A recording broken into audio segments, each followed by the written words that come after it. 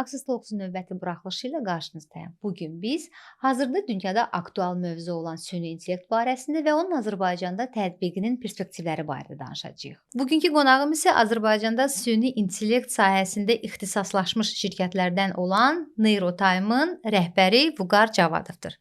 Vüqar müəllim, xoş gəlmisiniz. Xoş gördük. Ülviyə xanım, çox sağ olun dəvətiniz üçün. Siz çox sağ olun. Vüqar müəllim, gəlin sizi və Neurotime-ı tanıyaq. Mən özüm 2019-cu ildə Boston Universitetinin kompüter elmləri üzrə bitirmişəm. 2019-2021-də MIT Mikromasterini oxudum data üzrə. Ondan sonra Azərbaycana qayıtdıqda sual çıxdı ki, ümumiyyətlə burada iki istiqamətdə nə edə bilərik? Bir, biznes tərəfdən bizə faydası olmalıdır.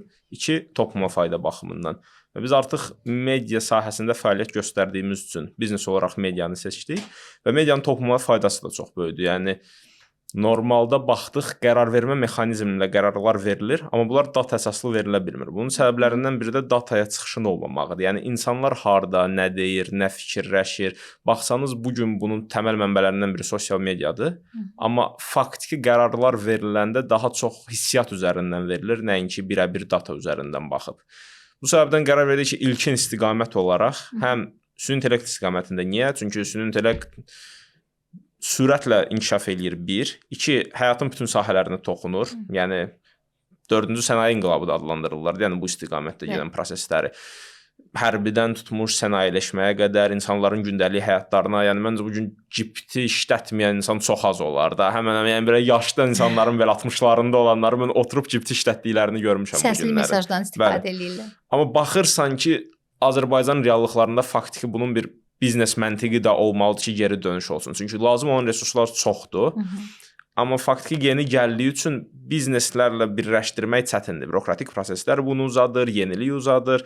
Bu səbəbdən biz ilkin olaraq social listening, yəni onlayn sosial mediada yazılanların bir yerə yığılıb analiz olunması. Yəni burada həm süni intellektdən istifadə olunurdu, həm də media baxımından topluma faydası toxunurdu. Çünki biz artıq qərar verici, yəni rəhbər şəxslərə istər dövlətdə olsun, istər özəldə olsun, data əsaslı hesabatlar verə bilirik. Yəni hansı ki onlara kömək eləyir ki, qərar verəndə sadəcə hissiyat üzərindən getməsinlər, həm də desinlər ki, bu şirkətlərdə, yəni baxırlar yanaşmaları nədir, buna data əsaslı baxa bilirlər, toplum nə deyir, buna data əsaslı baxa bilirlər, onların sentimentini, yəni insanlar nə müsbətmi danışır, mənfi danışır, hansı mövzularda danışır, ümumiyyətlə ölkədə gündəm nədən ibarətdir. Bunların hamısını biz onlara bir hesabatlıq formatında verəndə artıq ölkədə verilən qərarlar da daha data əsasında olur və mən inanıram ki, bunun topluma faydası çox böyükdür. Yəni həm bizim biznes tərəfdən fəaliyyət göstərə bilirik bu istiqamətdə, həm topluma faydası var, həm də süni intellekt baxımından burada tətbiq eləyə bilirik. Yəni sentiment olsun, burada süni intellekt baxımından öz hazırladığımız modellərdən istifadə eləyə bilirik. Yəni digər istiqamətlərə tətbiq. Hazırda speech to text üçün, yəni səsləri tekstə çevirmək üçün model üzərində işləyirik.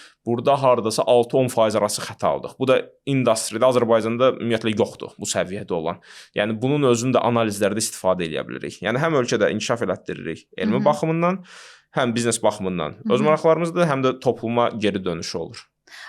Dediyiniz bu son məhsul media üçün daha lazımlı olacaq yəqin ki. Siz artıq media ilə bu istiqamətdə işləyirsiniz və ümumiyyətcə niyə ilkin olaraq media sahəni seçmisiniz? Yəni ən açıq, ən əlçatan onlardır yoxsa necə? Mediada problemlərdən biri o ki, media public good olaraq sayıla bilər. Yəni topluma faydası böyükdür.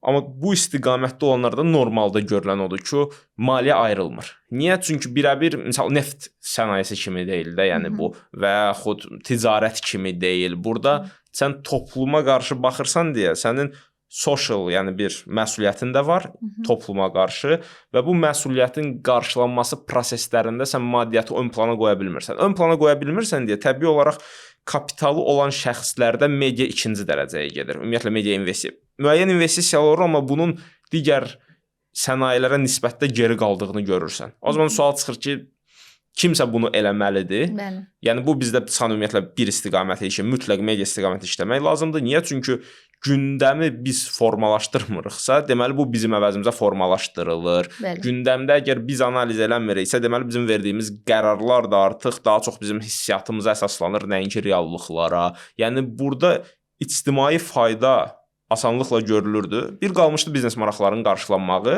İkinci də ümumiyyətlə süni intellektin burada tətbiqi. Çünki mən inanıram ki, özlüyündə süni intellektdə olan tətbiqlər yalnız məsələn media ilə məhdudlaşmır. Biz burada özümüz üçün bir fundament qurduğumuzda bu fundamenti digər istiqamətlərdə istifadə edirik. Məsələn, videoların tanınmasında istifadə edə bilirik. Ümumiyyətlə call centerlər üçün məsəl səsi tekstdə istifadə edə bilərsən. Yəni risklərin müəyyən olunmasında istifadə edə bilərsən. Həm insan resurslarını, həm qurduğun modellər istiqamətində, yəni müəyyən işlər təkrarlanır. Ona görə burada da mütləq işləmək lazım idi. Ola bilərmi ki, siz fake xəbərləri real xəbərlərdən ayırmaq üçün istifadə edəsiniz süni intellekti? Belə bir variant varmı? Yəni dediyiniz kimi şəkillərin tanınması var. Bəs xəbərlərin mənbəyindən istifadə edərək? Yəni burada bir fundament olardı ki, ümumiyyətlə qəbullanmaq lazımdır ki, əlimizdə olan süni intellekt sistemləri, ümumiyyətlə bütün dünyada Azərbaycan qarşısına daxil olmaqla xəta dərəcəsinə açıqdır. Ona görə qəbullanmaq lazım ki, müəyyən şeyləri fakt olaraq verməliyik. Fakt olaraq verdiyimizdə bunun obyektiv olduğunu, yəni ifadə eləyirik. Harda ki, məsəl mediada bunu çox görürsən ki, deyirlər, yəni mənbə nədir, obyektivlik varmı, yoxmu? Burada məsəl dövlət deyəcək nəyin düz, səhv olduğunu, yəni ilkin mənbənin olmağı mütləqdir. Bu bir hissəsi ki, nəyi doğru olaraq görək. İki, başa düşmək lazımdır ki, sistemlər xətaya açıqdır. Hazırda ən böyük bizim rastlaşdığımız bürokratik əngəllərdən biri odur ki, sistemlərin xətaya açıq olmağı məsuliyyət deməkdir və bu məsuliyyətin kimin üzərinə götürəcəyi qeyri-müəyyəndir deyə normalda bu istiqamətdə çalışa biləcək qurumlar uzaq dura bilirlər bu məsələlərdən. Yəni mən daha böyük əngəli bürokratik görərdim, nəinki texniki. Texniki olaraq fake xəbərlərin tapılmağında istifadə oluna bilər. Biz özümüz elə hazır alətlərdən istifadə edib cipti kimi bir dəfə burada demo hazırlamışdıq, öz kontekstimiz uyğunlaşdırılmış. Amma bütün hallarda gördüyümüz ortaq problem nə idi? Xəta dərəcəsinə ümumiyyətlə açıq deyil sistem və açıq olmadıqda da ümumiyyətlə süni intellekt sisteminin bir mənası qalmır. Yəni mən daha çox bürokratik əngəlləri görərdim. Başa düşmək lazım ki, bu var. Yəni uşaq nətərdir? Öyrənir, böyüyür, görür, inkişaf eləyir və xətaları azaldır və müəyyən nöqtədə bəzi istiqamətlər ümumiyyətlə xətaları sıfıra enir. Yəni eyni məntiqdən yanaşıb mən daha çox deyərdim biz həm toplum olaraq, həm bürokratik olaraq, həm şirkətlər, istər dövlət sahəsində buradakı xəta dərəcəsinə daha açıq olmalıyıq və xətanı inkişaf üçün bir vasitə görməliyik, nəinki geri dönüş olmayan bir yol olaraq da. Bu istiqamətdə gördüyü inkişaf daha çox gedəcək. Amma texniki olaraq bu mümkündür. Biz öz tərəfimizdən demo təqdim etmişdik və bunun inkişaf olunması üçün Azərbaycanda bütün həm insan resursları, həm kapital, həm biznes maraqları da var. Amma daha çox xətaya açıq olmaq lazımdır deyərdim mən. Yəni ümumiyyətlə 100% olsun hamısı. Başa düşürəm bu hissiyat hardan gəlir. Ümumiyyətlə məsuliyyət olduğundan. Amma innovativ sistemlərdə xəta sistemin bir parçasıdır. Xəta üzərindən öyrənirsən. Yəni sən xəta olmasın deməyin o deməkdir ki, risk etməyək və öyrənməyək. O zaman yerimizdə qalacağıq, yəni bir növ. İnkişaf eləməyimiz çox çətinləşir. Vüqar bəy, süni intellekt hal-hazırda trenddir yoxsa bir zərurətdir? Yəni bunun zərurət olduğunu əslində bir çox şirkətlərdə görə bilərsiniz ki, artıq junior səviyyəsində yeni başlayan işçilərdə, yəni bunu dünyanın top şirkətlərində belə görürsünüz də, Amerikada, yəni biz öz şirkətimizdə belə deyərdik, junior istiqamətində birini işə götürəndə daha çox fikirləşirik. Niyə? Çünki onu öyrətmə prosesləri var. Öyrətmə prosesləri bizdən resurs alır. Dünənə qədər bizdə bu lüks yox idi. Yəni bütün hallarda kimisə götürüb öyrətməlisən də. Bu gün süni intellekt üzərindən sən praktik olaraq bu işləri və avtomatlaşdıra bilirsən. Yəni işi bilən bir şəxs süni intellekt üzərindən şərti deyirəm, əvvəl bir iş görə bilirdisə, indi səndə məqbul sayıla biləcək səviyyədə 5 iş görə bilir. Demirəm 5-ni super görür, yəni inkişaf da eləmir. Misal, sənin junior götürməyində əsas üstünlüklərdən biri nə olardı? O inkişaf eləyir və müəyyən nöqtədə özü idarə eləyə biləcəyi bir səviyyəyə gəlir. Hələlik süni intellektdə buna çatmamışıq. Amma buna baxmayaraq mən junior birini götürəndə resurs xərcləyirəm özümdən və məndən resurslar məhduddur deyə həmişə optimizasiya prosesi gedir. Və bu optimizasiya prosesi gedir deyə biz dünya əmək bazarında belə görə bilirik ki, şirkətlər bunu PR məsələlərinə görə bəlkə açıq formada ifadə eləməsələr belə, faktiki olaraq yeni başlayanları işə götürməkdə 2 dəfə fikirləşirlər. Deyirlər, bəlkə bunun süni intellekt bizim üçün eləyə bilər. Və eləyə bilərsə onunla gedirlər. Sadəcə bu proses sakit gedir. Yəni rəqəmlərə baxsaz, ətrafa baxsaz, bunları görə bilirsiniz. bir çox ixtisarlar bunun üzərindən gedibdi. Dünyada böyük şirkətlərdə, Azərbaycanın özündə belə görə bilirsən ki, işə götürməməkdə faktorlardan biri budur. Aktiv formada danışıqlar misal gedir ki, call centerlarda bu necə tətbiq oluna bilər. Yəni bu limitlənməyəcək də, inkişafı var bunun, növbəti mərhələsi var. Ona görə öyrənmək zərurətdir. Çünki baxışaq tələblər də artır. Yəni müəyyən istiqamətlərdə ixtisarlar getsə də digər istiqamətlərdə hansı AI enabled, yəni AI-dən istifadə edə bilən şəxslər, hansı ki, yəni şirkətlər üçün kökündə ana dəyər istərdi mənəvi olsun, amma faktiki olaraq başa düşmək lazımdır ki, maddiyyat çox vaxt 90 və hətta deyərdim 100%-dir də nəzərə alınanların. Yəni bu faktdır. Bu fakt üzərindən getdikdə bax sual vermək lazımdır ki, tamam. Bu şirkətlər nəyi optimallaşdırır? Gəlirlərini. Yəni return on investment nədir? Mən bu investisiyanı qoydum, bunun mənə maddi olaraq geri dönüşü nədir? Sən bunu başa düşdükdə artıq prosto mən bu ixtisasda gedim, bu istiqamətdə gedim, mənim üçün iş olacaq. Bu məntiqdən artıq çıxmaq lazımdır. Fikirləşmək lazımdır ki, mən harda dəyər gətirirəm, bu dəyər süni intellekt baxımından nə qədər asan əvəz olunandır, mən süni intellektlə gətirdiyim dəyəri artıra bilərəmmi və buna fokuslanmaq lazımdır. Nəinki ümumi olaraq mən hüquq oxuyuram, buna tələb bugün var, sabah da olacaq. Yəni bu illərlə işləyən modeldir. Amma artıq bu modelin qırıldığını görürük və model tam qırılmamış, yəni indi leverage eləyə bilərdi, istifadə eləyə bilərik bu momentdən. Harda ki, süni intellektlə özümüzü upskill eləyə bilərik. Digərlərindən, yəni günün axırında bunun bazar iqtisadiyyatında olduğunu başa düşmək lazımdır. Siz digər şəxslərlə də yarışırsınız və geridə qaldığınızda onlar da sizi əvəzləyəcək. Yəni bir süni intellektlə yarış, hər tərəfdən yarış olduğu üçün ümumiyyətlə burada önə çıxmağın yollarından biri süni intellektdən geniş istifadədir. Geniş istifadə edənlərin daha çox iş tapa bildiyini görürsünüz. Daha çox iş görə bildiyində də onun şirkətə verdiyi dəyər artır. Dəyər artırsa da daha çox maddi resurs ayrılır təbii Amma olaraq. burada bir dilemma yaranır da. Belə çıxır ki, onda bütün dünyada hazırda aktual olan bir mövzu var ki, işsizlik problemi yarana bilər. Bəli, bəli. Düzdür. Siz bir tərəfdən deyirsiniz ki, süni intellektdən daha peşəkar formada istifadə etməklə daha da təkmilləşmək olar. Amma bunun əmək bazarına təsiri ilə bağlıdır. Yəni ki, məncə düşünməyinə dəyər. Ya indiki formada süni intellekti öyrənənlər daha çox yerdə tətbiq eləyir, hansını ki, süni intellekt baxımından eləmək mümkün deyil. Biri olardı xəta dərəcəsində açıq olmayan yerlər. İki, misal PhD deyərdik də. Misal PhD nədir? Elmin sərhədləri bəllidir. O elmin sərhədlərini yeniləmək istəyir, yeni sərhədlər gətirmək istəyirlər də. Yəni bu istiqamətdə yeniliklərə açıq deyil hazırki sistemlər, amma açıq ola bilərlər gələcəkdə. Amma indiki reallıq üzərindən getsək, yəni qorxuludur. Yəni nəzəri olaraq gələcəyə baxanda qorxu var, başa düşülən hissdir və inkişaf eləsə əslində, yəni maşın səndən daha yaxşı o alətlərdən istifadə edə bilirsə, səndə heç bir ehtiyac qalmır. Yəni mənim misal deyək dərdim pizza hazırlamaqdır, düzdür? Mən pizza hazırlaya bilən bir maşınım olsa, mənə maraqlı deyil ki, sən nə bilim, yəni başqa nə bacarıqlarım var, PR, digər istiqamətlərdə. Deyərdim, mənim biznes olaraq bir dənə marağım bu istiqamətdədir. Bu maraq tam olaraq qarşılanırsa, insana harda ehtiyac var sualı çıxır və nə qədər, yəni deyirlər, misal yeni iş yerləri çıxacaq. Ümumiyyətlə, burada əks arqument normalda nədir?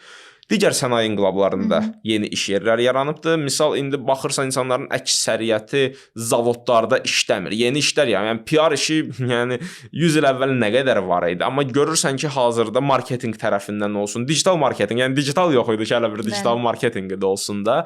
Yəni yeni iş yerlərini yaradıb, bu məntiqlə gedirlər ki, süni intellekt də yeni iş yerləri yaradacaq. Bu yeni iş yerləri əvvəlkindən daha çox ödəyəcək, daha çox olacaq və əksinə bizdə bir növ bolluq yarana bilər də. Bu potensial ssenarilərdən biridir, amma məntiqlə onda qorxmaq lazım deyil. Əksinə, yəni baxın, bəzi mütəxəssislər deyirlər ki, süni intellekt insan intellektini ümumiyyətcə sıradan çıxaracaq.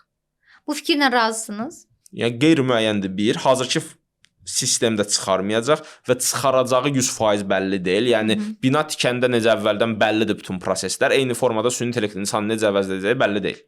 Yəni bu birinci hissəsi. Bu spekulyasiyadır ümumiyyətlə öz tərəflərində və iki, mən deyərdim ki, ümumiyyətlə həyatda proaktiv olmaq lazımdır. Bu daha belə fəlsəfi tərəfi olardı. Yəni reaktiv olaraq, başqalarını günahlandıraraq, onlar əslində günahkar ola bilərlər, amma bu reallığı dəyişməyəcək də. Biri səndən sui-istifadə eləyirsə və yaxud sistem inkişaf eləyirsə, sənin bundan şikayətlənmən reallıqları dəyişməyəcək. Ona görə fikirləşmək lazım ki, mən əlimdə olan məhdud resurslarla nəyi optimallaşdıra bilərəm bugünün reallıqlarında. Çünki vaxtımız məhduddur. Bu və ya digər formada bunu keçiririk.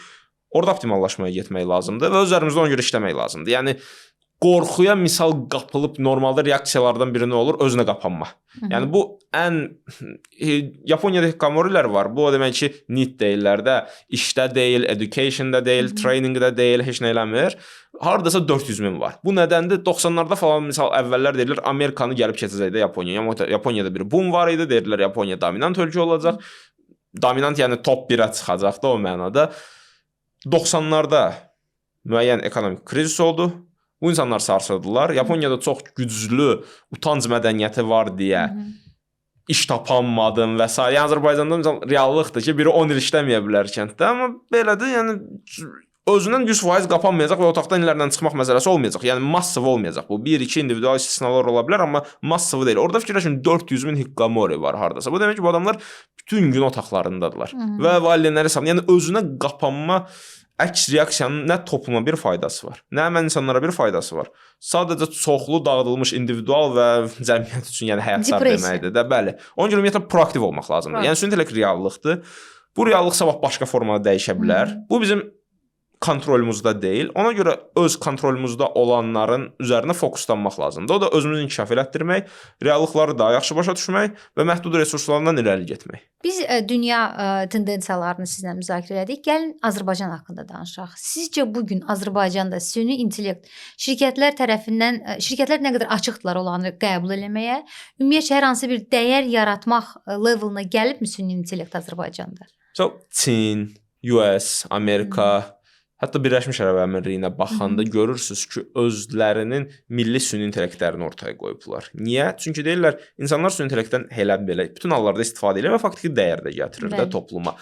Onlar xarici ölkələrin qurduğu sistemlərdən istifadə edəndə fikirləşin ki, adamlar orada bütün datasını, həyatını, problemlərinə qədər danışır. Bəziləri şirkət datalarını belə verirlər də ora.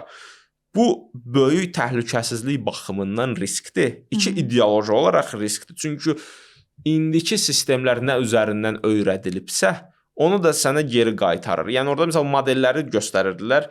Daha liberal yönümlü mənbələrdən öyrənmiş sistemlər daha liberal dünya görüşü ortaya qoyurdular. Məsələn, ərəb kulturasını bunları daha çox öyrətmişsə, o istiqamətdə qoyurdu. Çin öz mənbələrindən qoyurdu. Yəni burada başa düşmək lazımdır ki, bu sadəcə bir alət deyil də, bu strateji asıllıqdır.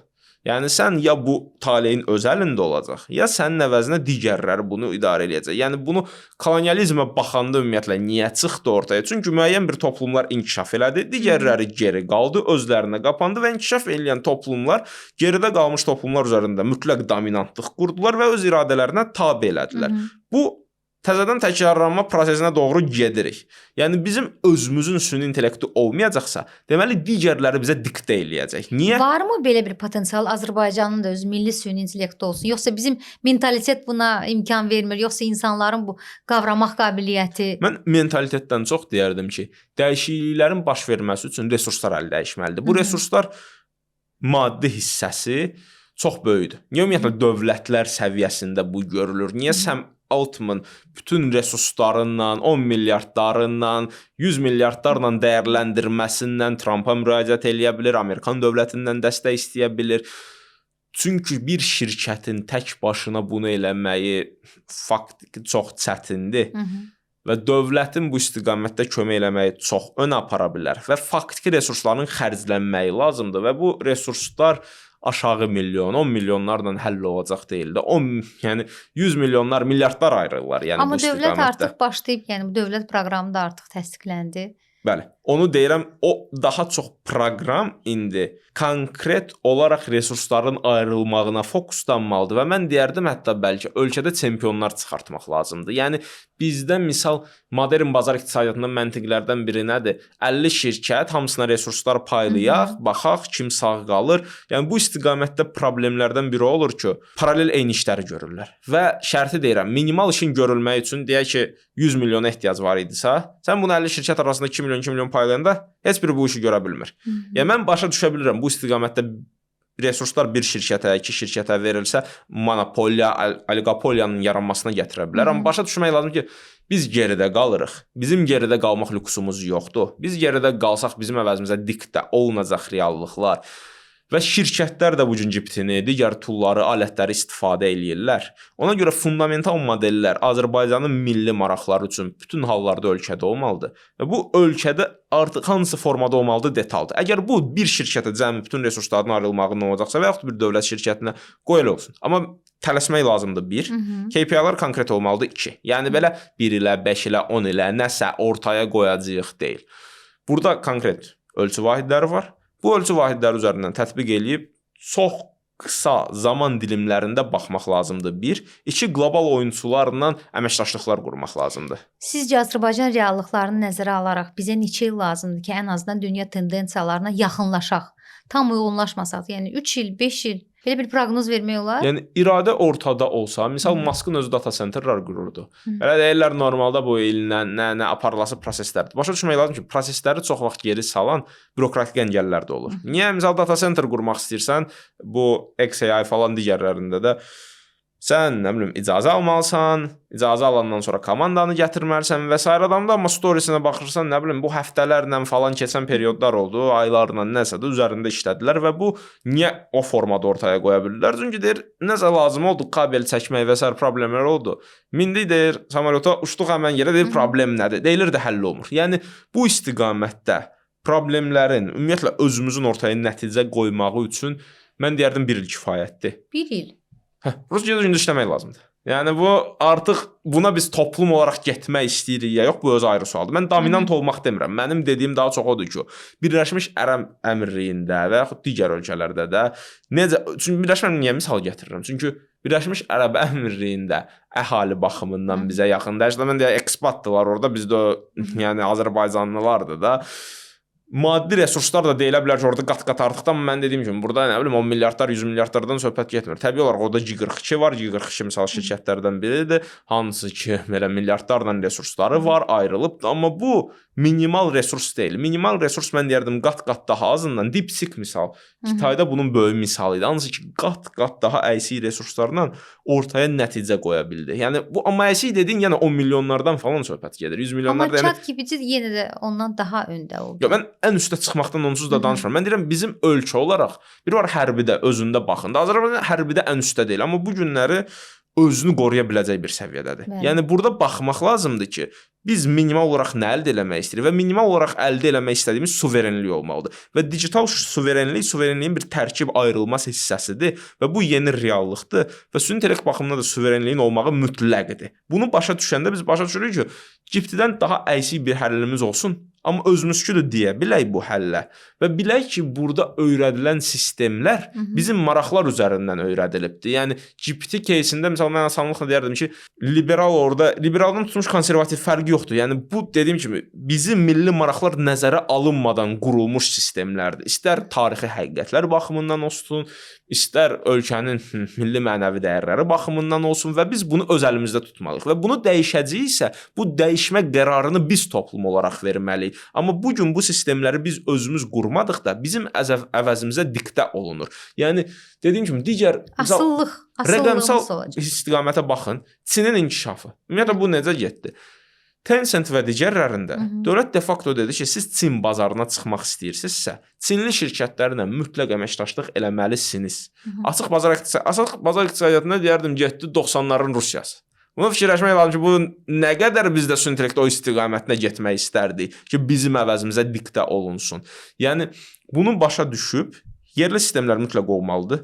Yerli sistemlərin olmağı üçün bizim əlimizdə resurslar var. İnsan resursları da var, kapital da var. Kadrlarımız var bu istiqamətdə. Minimal həllərin ortaya qoyulması üçün inanıram ki, var. Yəni mən dediyim kimi mən demirəm biz ən üstə çıxacağıq. Yəni başa düşmək lazımdır ki, ümumiyyətlə top 1%, Çinlilər özləri belə danışanda deyirlər ki, biz başa düşürük ki, top 1% Amerikadadır. Amma 99% bizdədir. Və biz bu 99%-in daha çox işləməyindən, daha çox ortaya qoymağından yarışacağıq. Dominant olmağa da çalışırlar və ortaya nəticələr də qoya bilirlər. Mən demirəm biz Çin olaq. Mən deyirəm ki, biz Birləşmiş Ərəblər qədər və daha artıq ola bilərik. Azərbaycan bazarını təbii ki, siz öyrənmisiniz. Azərbaycanda daha çox süni intellekti istifadə etməyə özəl sektor açıqdır, yoxsa dövlət sektoru? Özəl sektor deyərdim. Niyə? Çünki özəl sektor daha tez hərəkət eləyir. Daha tez hərəkət eləyir və risklərə nisbətən daha çox olur. Amma bu hamısı yavaş hərəkət eləyir və hamısı riskə açıq deyil. Sadəcə ikisinin arasında mən deyərdim. Amma özəldə ən böyük təhdid nədən ibarətdir? Yəni adlarını çəkməsək, mən çox böyük şirkətlərlə danışanda görürəm ki, sırf biznes maraqları üzərindən gedirlər. Ölkənin strateji maraqları faktiki olaraq ikinci dərəcəlidir və bunun üzərindən görürsən ki, yerli həllər ikinci və mənə elə bil deyirlər ki, GPT ilə gəsəni müqayisə eləyək. Deyəmirsən ki, GPT 10 milyardlarla resurs ayrılıbdır. Sən, yəni mən GPT səviyyəsinə çatım, ondan sonra danışaq, sən artıq bizim əməkdaşlığımızı mümkünsüz elədin. Sadəcə bunu daha gözəl formada paketlədin. Sənin əslində mənlə danışığın necə olmalıdır? Yerli şirkət olaraq süni intellektlə bizə necə fayda verə bilərsiniz? Biz təbii olaraq özəl şirkətdir, mən başa düşürəm, xeyriyyə qurumu deyil. Bu səbəbdən öz maddi maraqları var. Daha çox sual olmalıdır ki, biz burada return on investment alacağıq mı? Yəni bizim qoyduğumuz investisiya bizə hansı formada geri qayıdacaq mı? Bu sual normaldır. Mən bu suala qarşı, yəni heç bir qarşı durmam yoxdur da ki, bunun tam normaldır. Bizneslərdə belə də olmalıdır. Müəyyən səviyyədə bunu başa düşürəm. Başa düşülməyən nədir? Sən 10 milyardlıq sistemlərlə qarşılaşdırılanda və yaxud bir şirkət qayıdıb deyəndə ki, bizim müşahidə şurasında xaricilər də var.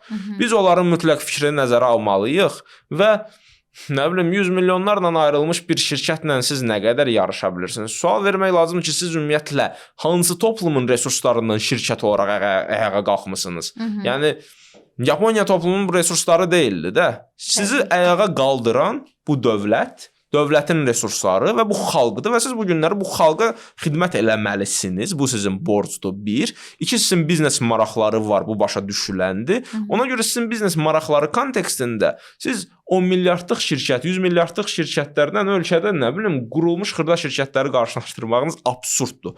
Dövlət baxımından ümumiyyətlə deyərdim, datanın həssasiyyəti baxımından, yəni bunun strateji baxımından dövlətdə tətbiqi qat-qat daha çoxdur, mən deyərdim. Dövlət istiqamətində bizdə də.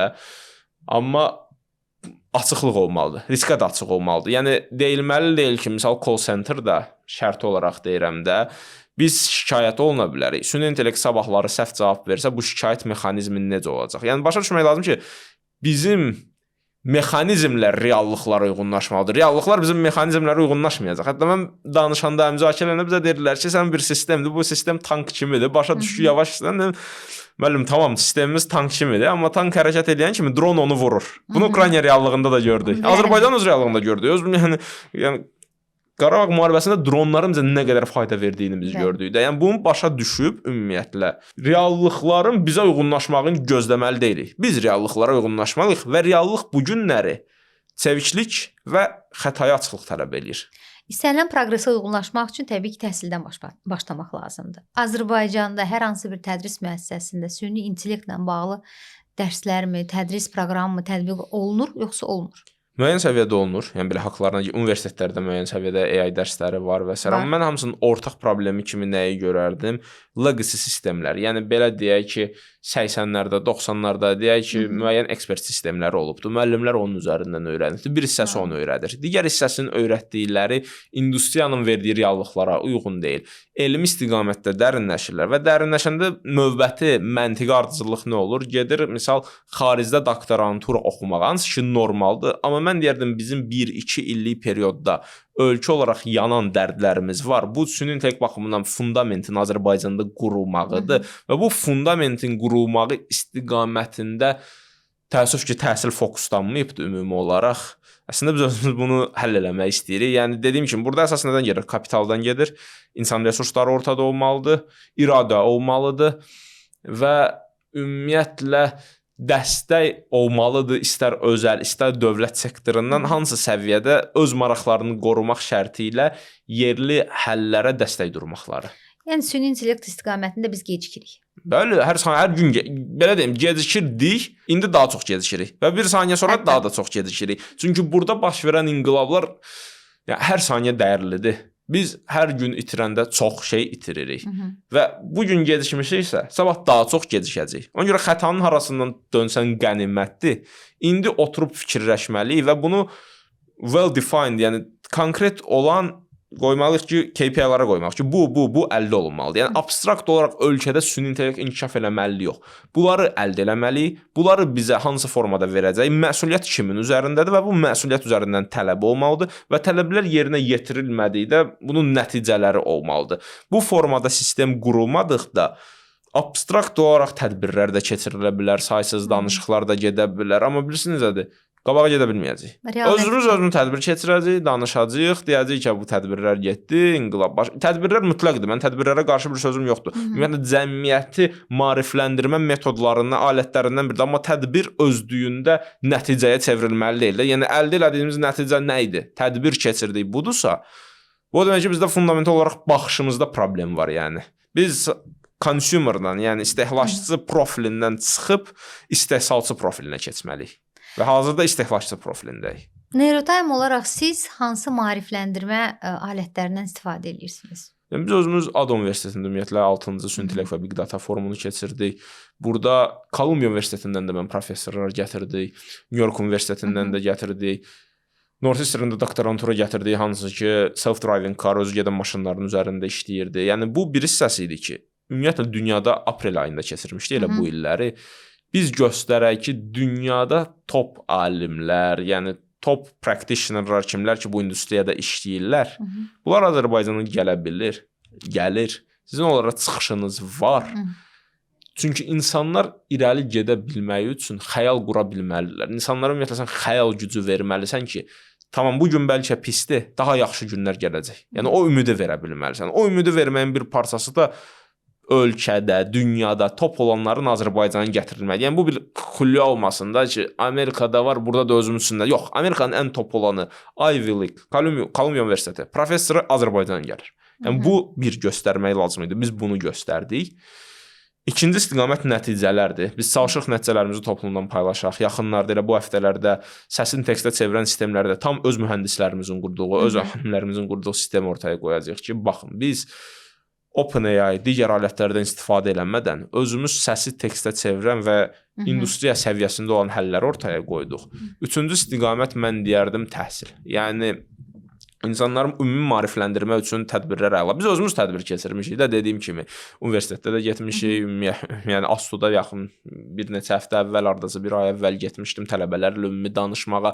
Yəni tədbirlər mütləqdir. Maarifləndirmə rolunu oynayır, amma fokus da lazımdır. Bu fokus üçün birəbir problemlər götürülməli və parçalanmalıdır və bu istiqamətdə tələbələrdə konkret yetişdirilməlidir. Ümumi tədbirlərlə deyil və elə Access-in özündən bu istiqamətdə biz yaxında memorandum imzaladıq. Yəni çox sağ olsun ki, Access bizə dəstək durur bu istiqamətdə.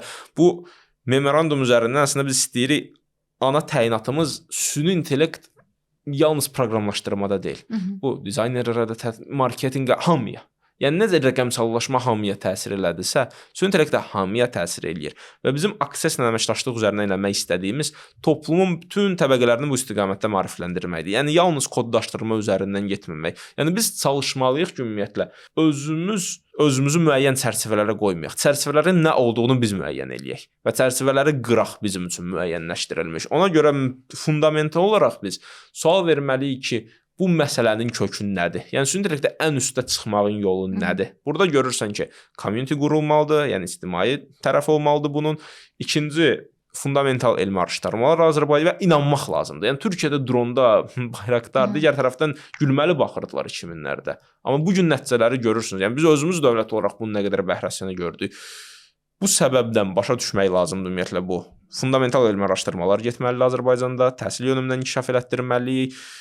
Kapital ayrılmalıdır və ən kökündə biz bunu bacararıq. Buna inanmalıyıq. Biz özümüzə inanmasaq, heç kim bizə inanmayacaq və 10 milyon, yəni kifayət qədər böyük rəqəmdir. 10 milyonluq Azərbaycan öz çəkisindən qat-qat artıq nəticələr ortaya qoya bilər və bunun baxsanız Sinqapur misalında dünyada görərsiniz. Baxın ümumiyyətlə elmi araşdırmalarda Sinqapur universitetləri nə qədər nəticələr ortaya qoyur. Yəni biz Azərbaycanı bir maqnit halına çevirməliyik ki, dünyada yəni Amerikada siz baxsaz inqilablar Iowa'da baş vermir də. Yəni konkret elmi institutları var, universitetləri var. Bunlar üzərindən araşdırmalar gedir. Bu ola bilər böyük ekosistemdir. Amma bu böyük ekosistemdə görürsən, ana oyunçular var. Və Azərbaycan bu ana oyunçuları ortaya qoymaq üçün münbit şəraiti də var. Bu sadaladıqlarınızı nəzərə alsaq, Azərbaycan cəmiyyəti nə qədər açıqdır süni intellekti biznes üçün tətbiq eləməkdə. Tələbələr okey, yəni bunlar artıq öyrənmək levelindadırlar, onlar buna açıq ola bilər. Bəs bizneslər nə qədər buna açıqdır? Biznesdə bizdə faktiki reallıq odur ki, kiçik orta bizneslərdə və dünyada reallıq budur da, proseslərdən çox rəhbərlik qərar verir. Bu rəhbərlik 50 işə baxır və 51-ci iş ortaya çıxanda bunu çox sadə analiz eləyir. Harda ki, bunun mənə maddi geri dönüşü nədir və ümumiyyətlə bunun presedentləri nədir? Ona görə yenilik ortaya çıxanda donub qalırlar və deyirlər gözləyə görə nə olacaq. Və normalda bu yanaşma işləyə bilirdi, amma hər saniyənin itirilmiş olduğu bir kontekstdə biz nə qədər geriyə qaldığımızı özümüz başa düşmürük. Çünki biz tətbiq eləmədikcə digərləri gözləmir, tətbiq eləyir və daha da yaxşılaşırlar və biz daha da geri qalırıq və bu gündəlik gedən bir prosesdir. Yəni mən deyərdim bizneslər buna açıq deyirlər. Açıq olma səbəblərindən biri rəhbərlik səviyyəsində İlk çıxan sual ki, bu harda tətbiq olunub? Bizim üstümüzdə nə deməkdir? Risk, nə deməkdir? Qabağını kəsdik, baxarıq, növbəti planlamaya salarıq. Yenə də kadr məsələsidir. Yəqin ki, bu riskləri hesablayan kadrlar yoxdur, bəlkə ona görə. Və kadrların ümumiyyətlə fikirləri nə qədər dəyərləndirilir? Ümumiyyətlə Azərbaycanda dedik, bizdə faktiki reallığı başa düşmək lazımdır ki, bizdə individualların qərar vermədə mən bilirəm məntiqi çox güclüdür və hiyerarxik olaraq toplumda altda olanların özlərini ifadə olunmağına de facto qadağalar qoyula bilir və inisiativa göstərmək cəzalandırıla bilir nəticələr də olmayanda. Ona görə dedim, burada əsas nə dedim? Çeviklik və xətaya açıqlıq. Və bu, sən bir yerdə bunu yandırıb, digərində söndürə bilmirsən. Demirsən ki, misal, marketinqə yanaşmanda mən heç nə itirməyək. Yəni, xislətlər elədir ki, bu xislətlər olur səndə de facto və sən başqa sifəti ortaya qoymağa çalışmalısan və bu çalışmaqda sən hər zaman öz limitlərini zorlaya bilmirsən. Ona görə bizdə şirkətlər dünyada fərqi nədir? Mən dünyadan daha çox qərb ekosistemini deyərdim. Başa düşmək lazımdır ki, insanlar öz fikirlərini ifadə edə bilməlidir. Xətaya açıq olmalıdır. Xəta elədikdə şəxslər bu cəzalandırılmamalıdır. Cəzalandırma ən son mexanizmlərdən biri olmalıdır.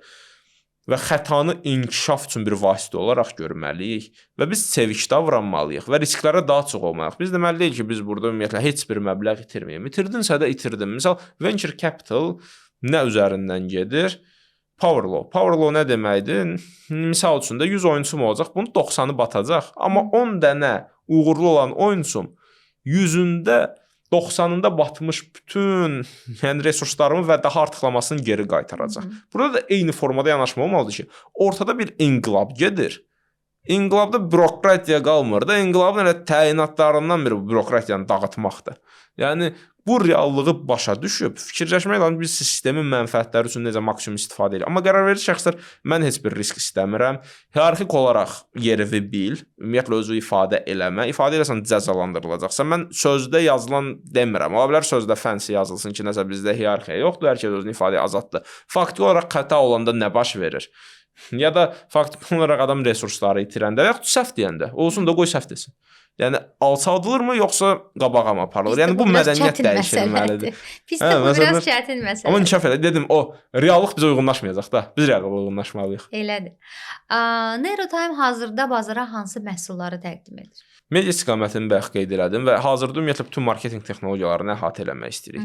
Ən əvvəldə dediyim kimi, süni intellekt alətlərinin bizə verdiyi imkanlardan biri də bir nəfərin 5 nəfərin işini qəbul oluna biləcək səviyyədə görməsidir. Əvvəlki standartlara baxanda da əvvəl deyək ki, bizə 5-10 nəfərlik komanda lazım olardı. İndi bir nəfər bizə maddi geri dönüşü ola biləcək səviyyədə həllər ortaya qoyur. Demirəm hər formada idealdır, 5 nəfəri tam olaraq əvəzlədi, amma şirkətlər üçün dedim, ana maraq odur ki, mənə bunun maddi geri dönüşü oldu mu? Və hazırda biz bu səbəbdən bütün strateji olaraq marketinq texnologiyalarını əhatə eləmək istəyirik və yalnız Azərbaycanda deyil.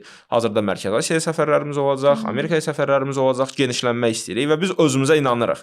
Biz hətta burada işə götürəndə bəziləri bizə deyirdilər ki, siz Amerikan bazarından nəyə çıxırsınız ki, orada nə qalıbdır ki? Yəni bu ümumiyyətlə dediyim kimi, sən özünə inanmasan, heç kim sənə inanan deyil. Biz özümüzə inanmalıyıq. Biz nəticə ortaya qoya bilərik və Amerikan şirkəti hansı ki 200 milyon dollarlıq deployment eləyibdir, resurslar paylayıbdır, bunlar maliyyələşmə işinə baxırlar. Biz onların sənəd tanıma sistemlərini qurmuşuq. Yəni biz Azərbaycanlılar olaraq qurmuşuq. Yerli sistemdə qurulubdur. Buna görə, yəni dedim, özümüzə inanmalıyıq. Marketinq texnologiyalarını hazırda biz əhatə edirik və genişləndiririk. Yəni social listingdən əlavə bütün sosial mediaların bir mərkəzdən idarə olunması, ondan sonra gündəmin avtomatik olaraq ortaya çıxarılması, ondan sonra email marketinq istiqamətində həllər. Yəni anlayacağınız marketinqi A-dan Z-yə hazırda bütün həllərini ortaya qoymaq istəyirik texnologiya baxımından. Süni intellekt baxımından individual işlədiyimiz səsi tekstə çevirən sistemlər var, teksti səsə çevirən sistemlər var. Mən dedim, hətta səsi tekstdə ölkədə heç kimin əldə eləmədiyi faizlərlə artıq əldə eləmişik, yaxın müddətdə buraxmalıyıq. Yəni 5-10% arası xəta dərəcəsi bu artıq sənaye, industri səviyyəsində sayılır da ki, industri normalarının içinə daxil olur. Yəni bundan əlavə olaraq araşdırmalar bizim özümüzdə gedir, individual şirkətlərə gedirik və onların transformasiya proseslərini aparırıq ki, süni intellekt onlarda necə tətbiq oluna bilər. Birinci bunun analizi gedir. Bunun üçün onlarla otururuq, baxırıq proseslərindən. Sonra harda dəyər verə biləcəyimizi dəyərləndiririk. Ondan tərəfə hazır həllərimiz var marketinq texnologiyaları baxımından, əvvəldə qeyd etdiyimiz kimi və digərləri misal risk baxımından artıq gedirik ki, risklərin dəyərləndirilməsində biz necə dəyər gətirə bilərik. Çünki deyim ki, süni intellekt hər yerdə tətbiq oluna bilər. Biz bunu konkret sahələrdə hazırda tətbiq edirik. Speech to text, səsi tekstə, teksti səsə çevirmək, orfoqrafik xətaların neurotext layihəmizdir bu, aşkarlanması və avtomatik düzəldirilməsi Grammarly tipində, amma tam olaraq yerli sistemdə bizim tərəfimizdən hazırlanıbdır və hazır həllərimiz var. Media baxımından, marketinq texnologiyaları baxımından. Amma bundan əlavə biz elə burada dayanmayaq. Gəl şirkətlərlə oturaq. Biz demirik sırf bizim qurduğumuz istifadə edək. Gəl baxaq ki, sizin maddi maraqlar kontekstində bu transformasiyanı necə apara bilərik və biz şirkətimizin gedişatını buna uyğunlaşdıraq. Yəni biz yuxarıdan aşağı deməyək, biz bunu veririk və burada heç bir dəyişikliyə açıq deyil. Biz əksinə deyir, dəyişikliyə açıq. Gəl sizlə oturaq. Sizdə tərəfdə resurslar varsa, biz tərəfdə də kapital var, maddi resurslar var. Yəni bizdə talant var. Bunu ortaya qoyaq və baxaq ki, biz sizə maksimum necə dəyər gəlir. Hətta mən müştərilərə gedib deyirəm ki, riski biz öz üzərimizə götürürük və ilkin həldə sizdən heç nə istəmirik. Bu bizim biznes riskimizdir. İnandığımız müddətcə ki, sizlə uğurlu olduğumuz halda uzun müddətli işləyə bilərik. Biz bu riski də öz üzərimizə götürməyə açıq. Yəni bu yalnız maddi maraqlara görə getmir. Toplum açıq deyil. Riskə heç kim getmək istəmir. Ona görə biz deyirik ki, gəl bu riskə biz gedək. Biz bu riskə gedək, öz tərəfimizdən resursları qoyaq. Sizin xoşunuza gəlsə, əməkdaşlığı genişləndirək, xoşuna gəlməsə də bu bizim biznes riskimiz idi. Baxmayaraq ki, biz balaca şirkətik. Biz balaca şirkət olaraq özümüzdən qat-qat böyük olan şirkətlərə bu təkliflə gedirik və yaxud dövlət müəssisələrinə. Vüqar bəy, sizi dinləyərək belə nəticəyə gəlmək olar ki, elə milli süni intellekti elə siz özünüz yaradacaqsınız. İnşallah. İnşallah. Yəni təyinat budur, gözlənti budur. Yəni biz bunu özümüzə borc olaraq bilirik. Bir draft varmı yoxsa hələ ki ancaq ideyadır? Üzərində işləyirik. Üzərində işləyirik datalar. Bizim dataların yığılması üçün ümumiyyətlə bunun kökündə olanlardan biri datadır. Əlində sənin Azərbaycan dili üçün, məsəl Azərbaycana uyğunlaşdırılmış deyirsən, bu kökü nəyə gəlir? Azərbaycan dilində əlində böyük datalar olmalıdır və bu bütün bu ekosistemi özümüz artıq qurmuşuq. Datanın yığılması üçün sistem.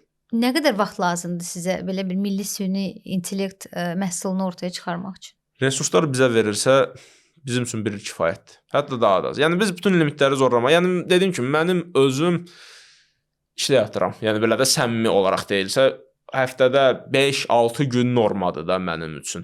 Yəni biz bütün resurslarımızı ortaya qoymuşuq. Niyə? Çünki itirilmiş hər saniyənin geri qaytarılmayacağına inanırıq və bu şablon kimi səslənə bilər, amma burada əhəmiyyəti qat-qat daha böyükdür. Və burada məsələ milli suverenlikdir və biz bunu başa düşürük. Başa düşmək üçün də əlimizdə olan hər şeyi ortaya qoyuruq və biz inanırıq ki, resurslar daxilində bunu qat-qat daha tez eləyə bilərik, amma bizə öz resurslarımızla belə Azərbaycanın maraqlarının qorunması üçün bütün əlimizdə nə var ortaya qoymağa hazırıq və faktiki olaraq qoyuruq. Yəni mən deyərdim, adi media reportlarında belə ölkədə lazım olan da dövlət maraqlarının qorunması üçün heç bir, yəni biz tərəfdən gözlənti olmadan təmənnasız dövlət qurumlarına da biz hesabatlar təklif eləmişik. Aradakı dataları özümüz yığmışıq, yeri gəlib gecəni yatmamışıq, əvəzində bizə geri dönüşü 0 olubdu. Yəni bu amma milli, yəni dedim, hər kəs sözdə danışa bilər və bizdə toplumda da əslində ona qarşı bir ikrah yaranıb ki, vədlər var, amma əməl yoxdur. Mən bu ikrahı başa düşürəm. Və bunun sözlə dəyişməyəcəyini də başa düşürəm. Ona görə biz əməli olaraq səmimiyyətimizi öz tərəfimizdə ortaya qoyuruq. İstər tələbələrə biz internaya normalda 2-3 kurs tələbələrinə heç kim götürmür, biz götürürdük. Onlara 250 manat, 300 manatlıq ödənişlər də eləyirdik aylıq. Yəni biz bunu onların bizə geri dönüşü var deyiləmirdik. Biz bunu ona görə eləyirdik ki, uşaqların stereotiplərini qırmaq lazımdır. Onlarla da o ki, bizə dəyər vermirlər. Sözlərdə deyilir. Bu dəyərin verildiyi praktik olaraq heç bir formada görülmür və bunu dəyişməyin yolu sözün üstə daha söz qoymaq deyil, əməldir. Və biz o əməli ortaya qoyacaq və qoyuruq da. Çox sağ olun Vüqar bəy. Siz dinləmək həqiqətən də zövq verir. Çünki elə bir kosmosdayıq.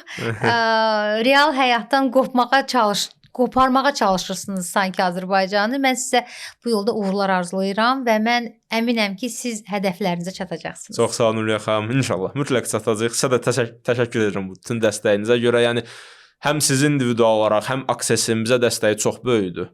Və ona görə mən bu podkastda da yəni istifadə edib demək istəyirəm ki, sizə təşəkkür edirəm bir daha. Həm Access olaraq, həm individual olaraq sizə, həm bütün marketinq komandasına, həm də bütün Access ailəsinə bizə dəstək verdikləri üçün. Çox sağ olun. Çox sağ olun Qəbər. Təşəkkür edirəm. Gələcəyin texnologiyalarının gündəlik həyatımıza təsirini izləmək təbii ki, həyəcan vericidir.